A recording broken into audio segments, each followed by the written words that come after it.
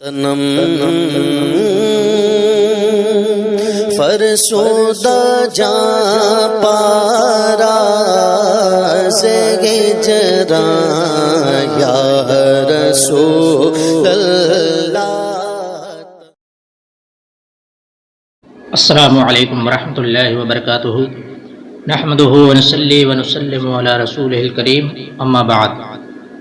قبائل میں تبلیغ اسلام۔ حضور نبی کریم صلی اللہ علیہ وسلم کا طریقہ تھا کہ حج کے زمانے میں جبکہ دور دور کے عربی قبائل مکہ میں جمع ہوتے تھے تو حضور صلی اللہ علیہ وسلم تمام قبائل میں دورہ فرما کر لوگوں کو اسلام کی دعوت دیتے تھے۔ اسی طرح عرب میں جا بجا بہت سے میلے لگتے تھے جن میں دور دراز کے قبائل جمع ہوتے تھے۔ ان میلوں میں بھی آپ تبلیغ اسلام کے لیے تشریف لے جاتے تھے۔ چنانچہ عکاظ، مجنہ، ذوالمجاز کے بڑے بڑے میلوں میں آپ نے قبائل عرب کے سامنے دعوت اسلام پیش فرمائی۔ عرب کے قبائل بنو عامر، محارب، فزارہ، غسان، مرہ، سلیم، ابس، ندر، کندہ، کلب، عذرا، ہزارمہ وغیرہ، ان سب مشہور قبائل کے سامنے آپ نے اسلام پیش فرمایا، مگر آپ کا چچا ابو طالب ہر جگہ آپ کے ساتھ ساتھ جاتا، اور جب آپ کسی قبیلے کے سامنے وعظ فرماتے تو ابو لہب چلا چلا کر یہ کہتا، یہ دین سے پھر گیا ہے، یہ جھوٹ کہتا ہے۔ قبیلہ بنو ذیل بن شیبان کے پاس جب آپ تشریف لے گئے تو حضرت ابو بکر صدیق رضی اللہ تعالیٰ عنہ بھی آپ کے ساتھ تھے۔ اس قبیلے کا سردار مفروق آپ کی طرف متوجہ ہوا اور اس نے کہا، اے قریشی برادر، آپ لوگوں کے سامنے کون سا دین پیش کرتے ہیں؟ آپ نے فرمایا، خدا ایک ہے اور میں اس کا رسول ہوں۔ پھر آپ نے سورہ انعام کی چند آیتیں تلاوت فرمائیں۔ یہ سب لوگ آپ کی تقریر اور قرآنی آیتوں کی تاثیر سے انتہائی متاثر ہوئے، لیکن یہ کہا کہ ہم اپنے اس خاندانی دین کو بھلا ایک دم کیسے چھوڑ سکتے ہیں جس پر ہم برسہ برس سے کاربند ہیں؟ اس کے علاوہ ہم ملک فارس کے بادشاہ کسریٰ کے زیر اثر اور رعیت ہیں، اور ہم یہ وعدہ کر چکے ہیں کہ ہم بادشاہ کسریٰ کے سوا کسی اور کے زیر اثر نہیں رہیں گے۔ حضور صلی اللہ علیہ وسلم نے ان لوگوں کی صاف گوئی کی تعریف فرمائی اور ارشاد فرمایا کہ خیر، خدا اپنے دین کا حامی و ناصر اور معین و مددگار ہے۔ مدینہ میں آفتاب رسالت کی تجلیاں۔ مدینہ منورہ کا پرانا نام یثرب ہے۔ جب حضور صلی اللہ علیہ وسلم نے اس شہر میں سکونت فرمائی تو اس کا نام مدینہ النبی صلی اللہ علیہ وسلم پڑ گیا، پھر یہ نام مختصر ہو کر مدینہ مشہور ہو گیا۔ تاریخی حیثیت سے یہ بہت پرانا شہر ہے۔ حضور صلی اللہ علیہ وسلم نے جب اعلان نبوت فرمایا تو اس شہر میں عرب کے دو قبیلے اوس اور خزرج اور کچھ یہودی آباد تھے۔ اوس و خزرج کفار مکہ کی طرح بت پرست اور یہودی اہل کتاب تھے۔ اوس و خزرج پہلے تو بہت اتفاق و اتحاد کے ساتھ مل جل کر رہتے تھے، مگر پھر عربوں کی فطرت کے مطابق ان دونوں قبیلوں میں لڑائیاں شروع ہو گئیں، یہاں تک کہ آخری لڑائی جو تاریخ عرب میں جنگ بعاث کے نام سے مشہور ہے، اس قدر ہولناک اور خون ریز تھی کہ اس لڑائی میں اوس و خزرج کے تقریباً تمام نامور بہادر لڑ بھڑ کر کٹ مر کر ختم ہو گئے، اور یہ دونوں قبیلے بے حد کمزور ہو گئے۔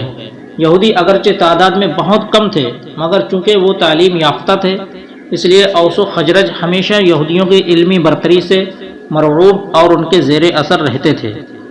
اسلام قبول کرنے کے بعد رسول رحمت صلی اللہ علیہ وسلم کی مقدس تعلیم و تربیت کی بدولت اوس و خزرج کے تمام اختلافات ختم ہو گئے اور یہ دونوں قبیلے شیر و شکر کی طرح مل جل کر رہنے لگے۔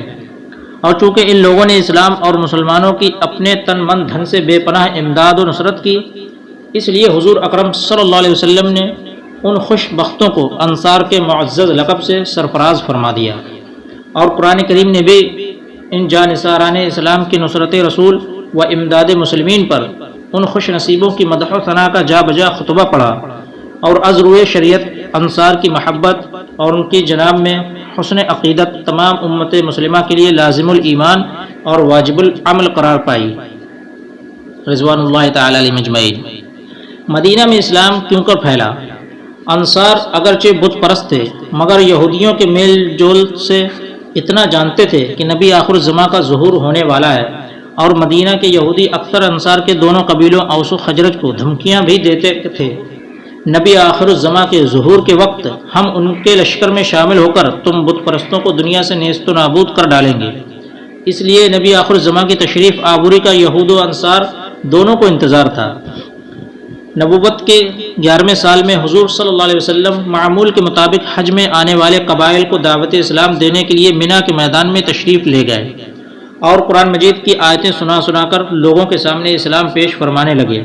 حضور صلی اللہ علیہ وسلم مینا میں عقبہ گھاٹی کے پاس جہاں آج مسجد العقبہ ہے تشریف فرما تھے کہ قبیلہ خزرج کے 6 آدمی آپ کے پاس آ گئے۔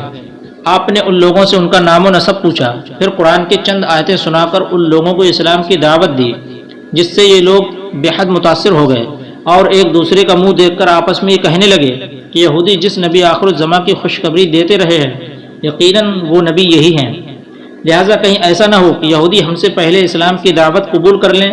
یہ کہہ کر سب ایک ساتھ مسلمان ہو گئے اور مدینہ جا کر اپنے اہل خاندان اور رشتہ داروں کو بھی اسلام کی دعوت دی۔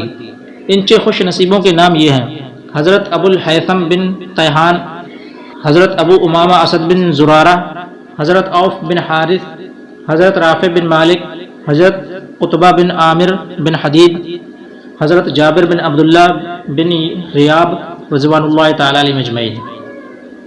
بیعت عقبہ اولیٰ، دوسرے سال نبوت کے 12ویں سال میں حج کے موقع پر مدینہ کے 12 اشخاص مینا کی اسی گھاٹی میں چھپ کر مشرف با اسلام ہوئے اور حضور صلی اللہ علیہ وسلم سے بیعت ہوئے۔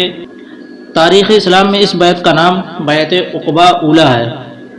ساتھ ہی ان لوگوں نے حضور صلی اللہ علیہ وسلم سے یہ درخواست بھی کی کہ احکام اسلام کی تعلیم کے لیے کوئی معلم بھی ان لوگوں کے ساتھ کر دیا جائے۔ چنانچہ حضور صلی اللہ علیہ وسلم نے حضرت مصعب بن عمیر رضی اللہ تعالیٰ عنہ کو ان لوگوں کے ساتھ مدینہ منورہ بھیج دیا۔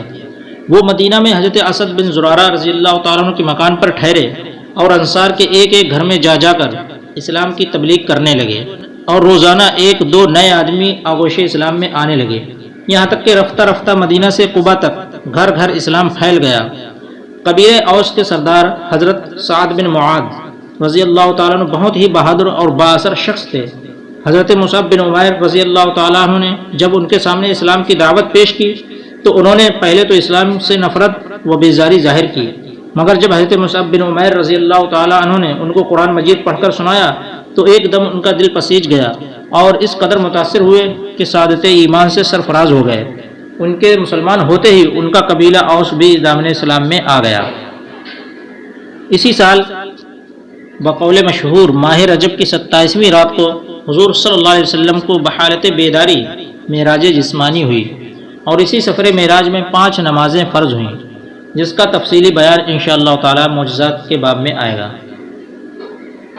بیعت عقبہ ثانیہ، اس کے 1 سال بعد یعنی نبوت کے 13ویں سال میں حج کے موقع پر مدینہ کے تقریباً 72 اشخاص نے مینا کی اسی گھاٹی میں اپنے بت پرست ساتھیوں سے چھپ کر حضور صلی اللہ علیہ وسلم کے دست حق پرست پر بیعت کی اور یہ عہد کیا کہ ہم لوگ آپ کی اور اسلام کی حفاظت کے لیے اپنی جان قربان کر دیں گے۔ اس موقع پر حضور صلی اللہ علیہ وسلم کے چچا حضرت عباس رضی اللہ تعالیٰ عنہ بھی موجود تھے، جو ابھی تک مسلمان نہیں ہوئے تھے۔ انہوں نے مدینہ والوں سے کہا کہ دیکھو، محمد صلی اللہ علیہ وسلم اپنے خاندان بنی ہاشم میں ہر طرح محترم اور باعزت ہیں۔ ہم لوگوں نے دشمنوں کے مقابلے میں سینہ سپر ہو کر ہمیشہ ان کی حفاظت کی ہے۔ اب تم لوگ ان کو اپنے وطن میں لے جانے کی خواہش مند ہو تو سن لو، اگر تم لوگ مرتے دم تک ان کا ساتھ دے سکو تو بہتر ہے، ورنہ ابھی سے کنارہ کش ہو جاؤ۔ یہ سن کر برا بن عازب رضی اللہ تعالیٰ عنہ طیش میں آ کر کہنے لگے، ہم لوگ تلواروں کی گود میں پلے ہیں۔ حضرت برا بن عازب رضی اللہ تعالیٰ عنہ اتنا ہی کہنے پائے تھے کہ حضرت ابو الحیثم رضی اللہ تعالیٰ عنہ نے بات کاٹتے ہوئے یہ کہا کہ یا رسول اللہ، ہم لوگوں کے یہودیوں سے پرانے تعلقات ہیں، اب ظاہر ہے کہ ہمارے مسلمان ہو جانے کے بعد یہ تعلقات ٹوٹ جائیں گے۔ کہیں ایسا نہ ہو کہ جب اللہ تعالیٰ آپ کو غلبہ عطا فرمائے تو آپ ہم لوگوں کو چھوڑ کر اپنے وطن مکہ چلے جائیں۔ یا یہ سن کر حضور صلی اللہ علیہ وسلم نے مسکراتے ہوئے جواب دیا کہ تم لوگ اطمینان رکھو، تمہارا خون میرا خون ہے اور یقین کرو کہ میرا جینا مرنا تمہارے ساتھ ہے۔ میں تمہارا ہوں اور تم میرے ہو، تمہارا دشمن میرا دشمن اور تمہارا دوست میرا دوست ہے۔ جب انصار یہ بیعت کر رہے تھے تو حضرت اسد بن زرارہ رضی اللہ تعالیٰ عنہ نے یا حضرت عباس بن ندلہ رضی اللہ تعالیٰ عنہ نے کہا میرے بھائیو تمہیں یہ خبر بھی ہے کہ تم لوگ کس چیز پر بیعت کر رہے ہو؟ خوب سمجھ لو کہ یہ عرب و عجم کے ساتھ اعلان جنگ ہے۔ انصار نے طیش میں آ کر نہایت ہی پرجوش لہجے میں کہا کہ ہاں ہم لوگ اسی پر بیعت کر رہے ہیں۔ بیعت ہو جانے کے بعد آپ نے اس جماعت میں سے 12 آدمیوں کو نقیب یعنی سردار مقرر فرمایا اور ان میں 9 آدمی قبیلہ خزرج کے اور 3 اشخاص قبیلہ اوس کے تھے۔ اس کے بعد یہ تمام حضرات اپنے اپنے ڈیروں میں چلے گئے۔ صبح کے وقت جب قریش کو اس کی اطلاع پہنچی تو وہ لوگ آگ ببولا ہو گئے اور ان لوگوں نے ڈانٹ کر مدینہ والوں سے پوچھا کہ کیا تم لوگوں نے ہمارے ساتھ جنگ کرنے پر محمد صلی اللہ علیہ وسلم سے بیعت کی ہے؟ انصار کے کچھ ساتھیوں نے جو مسلمان نہیں ہوئے تھے اپنی لا علمی ظاہر کی۔ یہ سن کر قریش واپس چلے گئے، مگر جب تفتیش و تحقیقات کے بعد کچھ انصار کی بیعت کا حال معلوم ہوا تو قریش غیظ و غضب میں آپے سے باہر ہو گئے اور بیعت کرنے والوں کی گرفتاری کے لیے تعاقب کیا، مگر قریش حضرت سعد بن عبادہ رضی اللہ تعالیٰ عنہ کے سوا کسی اور کو نہیں پکڑ سکے۔ قریش حضرت سعد بن عبادہ رضی اللہ تعالیٰ عنہ کو اپنے ساتھ مکہ لائے اور ان کو قید کر دیا، مگر جب جبیر بن مطعم اور حارث بن حرب بن امیہ کو پتہ چلا تو ان دونوں نے قریش کو سمجھایا کہ خدا کے لیے سعد بن عبادہ رضی اللہ تعالیٰ عنہ کو فوراً چھوڑ دو ورنہ تمہاری ملک شام کی تجارت خطرے میں پڑ جائے گی۔ یہ سن کر قریش نے حضرت سعد بن عبادہ کو قید سے رہا کر دیا اور وہ باقاعدت مدینہ پہنچ گئے۔ ہجرت مدینہ۔ مدینہ منورہ میں جب اسلام اور مسلمانوں کو ایک پناہ گاہ مل گئی تو حضور صلی اللہ علیہ وسلم نے صحابہ کرام کو عام اجازت دے دی کہ وہ لوگ مکہ سے ہجرت کر کے مدینہ چلے جائیں۔ چنانچہ سب سے پہلے حضرت ابو سلمہ رضی اللہ تعالیٰ عنہ نے ہجرت کی، اس کے بعد یکے بعد دیگرے دوسرے لوگ بھی مدینہ روانہ ہونے لگے۔ جب کفار قریش کو پتہ چلا تو انہوں نے روک ٹوک شروع کر دی، مگر چھپ چھپ کر لوگوں نے ہجرت کا سلسلہ جاری رکھا، یہاں تک کہ رفتہ رفتہ بہت سے صحابہ کرام مدینہ منورہ پہنچ گئے۔ صرف وہی حضرات مکہ مکرمہ میں رہ گئے جو یا تو کافروں کی قید میں تھے یا اپنی مفلسی کی وجہ سے مجبور تھے۔ حضور اقدس صلی اللہ علیہ وسلم چونکہ ابھی تک خدا کی طرف سے ہجرت کا حکم نہیں ملا تھا، اس لیے آپ مکہ ہی میں مقیم رہے، اور حضرت ابو بکر صدیق، حضرت علی مرتضیٰ رضی اللہ تعالیٰ عنہما کو بھی آپ نے روک لیا تھا، لہٰذا یہ دونوں شمع نبوت کے پروانے بھی آپ ہی کے ساتھ مکہ میں ٹھہرے ہوئے تھے۔